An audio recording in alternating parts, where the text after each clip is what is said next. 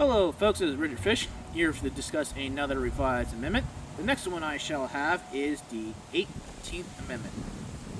This is a big one that is a discussion that I'm sure a lot of people will be having wonderful discussions about. The rights of the citizens of the United States to marry shall not be denied or abridged by the United States, the President, Congress, or by any state on account of sex, race, gender, politics, or religion, and must be 18 years of age or older, and all parties involved must be consenting adults. Basically, this is the right to marry for any adult, any religion. So yes, for example, there is, basically this counteracts, you know what, as another amendment, the rights of citizens, consenting adults, and Homo sapiens. You know what, that needs to be added, because I know that is somehow a big discussion in the whole right to marry community, that somehow giving, homosexuals the right to marry leads to bestiality. I don't know why people believe that, but I'll address it in this amendment. I will put the rights of consent involved must be consenting adults and Homo sapiens. That way, the whole bestiality discussion is just snuffed out. It is only consenting adults who are considered Homo sapiens. Animals cannot be passed off as Homo sapiens because they can't talk like us. They're not people. So that is another big discussion that I need to make an amendment to. I didn't type that in here, but that is part of the discussion that, not only consenting adults and Homo sapiens. Now you're wondering why it says adults, all parties involved. Yes, this means I am legalizing polygamy.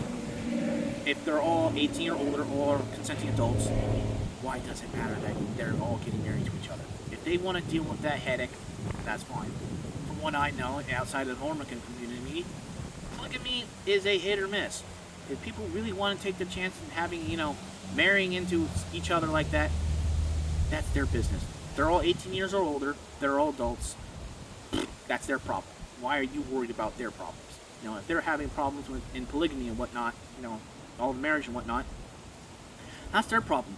Why you, as someone who isn't into polygamy, care what they feel? Care about the problems of the polygamy community, how they marry and whatnot. As long as everyone's a consenting adult, who cares?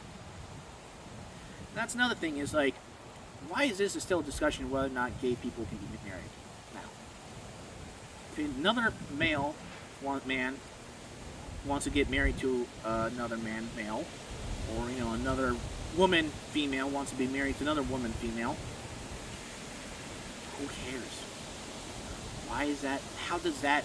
If that hurts your religion, maybe should look into why that hurts your religion. Having someone being married affects your religion. That's a big discussion right now. That for some bizarre reason, gay people being married hurts people's religious beliefs. Maybe you're just being too nosy what people do in the bedroom. Maybe you should be worried about your own bedroom. Because for people I know who are worried about what gay people do in their business, they either have problems with gay people, they're gay themselves secretly in the closet, they're cheaters, they're pedophiles, or they're abusers of their spouses. They seem to have their own problems in their own house, but have no problem being nosy in someone else's house and saying, you can't do this, you can't marry another man, you can't marry another woman because, you're the same sex. Or, if you're trans or whatnot, you can't marry another trans person, or you can't have polygamy. Maybe you should sort out your own house, your own business first and make sure you're the outstanding citizen before you worry about other people's problems. Especially if you're single. Why are you upset that someone is getting married to another same gender if you're single yourself?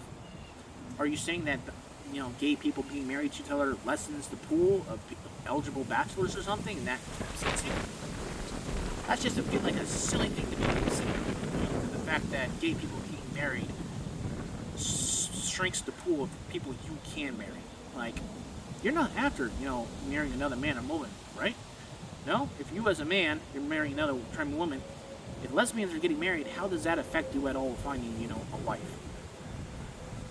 I feel like that's a big problem, is that just people are way too upset about how their religious beliefs dictate their lives, especially when it comes to marriage.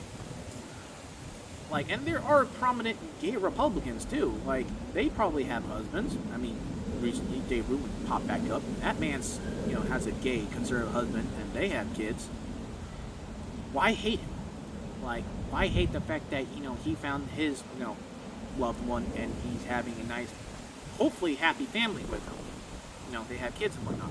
Why does that upset your personal religious belief? Why does your religion has to be influenced by other people's decisions, marital decisions, actually? Like, how does someone being married affect your religious beliefs?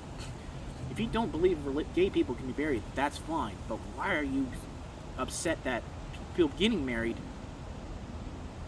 How does it affect you? Like, that's what the discussion we need to have is, how does a gay man, gay woman, trans, or polygamy affect your religion? Like, does what? Just less people come to church or something? Is that what? Less people give tithes or something? Like, there needs to be some reasonable discussion on how people being married, whether of the different religions, let's say it's Mormons, for example, they're polygamy, and this would let them be polygamy. Mormons spread out from Utah because Mormons can only be allowed polygamy in Utah. I think. I don't. If someone can prove me wrong, like there's polygamy elsewhere, that's fine. I can conceive of that. There's polyamory, marriage elsewhere in other states. Why does that bother you so much, though? If your religious beliefs, you're hurt on a personal level or a spiritual level that someone else is getting married. Why? That's why I kind of want a discussion about why are you personally hurt by a gay man getting married to another gay man? Like, how does that hurt you? It doesn't physically hurt you, mind you, because there's no way, two men getting married to each other physically hurt you. Like, they're not, instant, they hold hands and kiss. It's pain. You're like in pain because you don't have to watch them, you don't have to observe them. You can say, oh, gay men getting married, boo-hoo, and like walk away. Like, you don't have to sit there and like watch. I feel like that's a big problem. Like, people think it's like you're forced to watch gay marriages or something. Like, you're forced to watch them, procreate, have sex with each other. Like, they act as if it's, a government mandate to watch gay people. That's what it feels like when it comes to this. When people saying, gay people can't get married and whatnot. They act like, especially even with the current administration going on, they still act like it is forced upon them. It is an option. Like Pride Month. I'm a straight man. I don't see a need to participate in Pride Month, but I don't see a point in complaining about it. I don't have to go to the Pride events. I'm not forced to.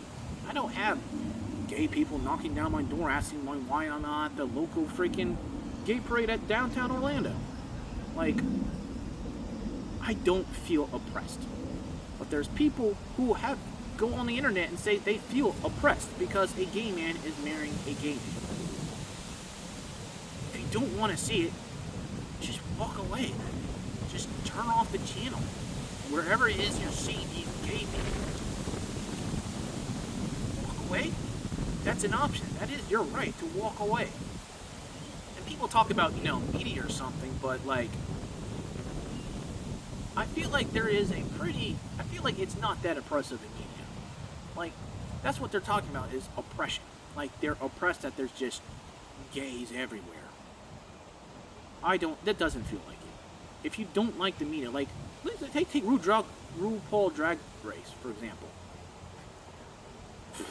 Is that you don't have to watch that show.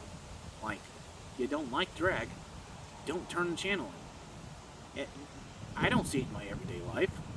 Like, I'm aware of what it is, but I don't go seeking out it. And if you have to go seeking out it to complain about it, like, oh, gay people came here, I have to go there and complain about it. What does that say about you? Let's just be honest. What does that say about you that you have to go out of your way to find, where the gay people marry or hang out or socialize and then sit there and complain about it? What does that say about you? it sounds like you not just had not too much time for yourself, but it sounds like your own problems aren't in check. You have more problems in your house. Maybe you should worry more about your problems and yourself and your religious belief than worry about what other people feel. And that's what I think the big discussion is going to be around this 18th Amendment. People feeling like that they're being oppressed. This isn't oppression.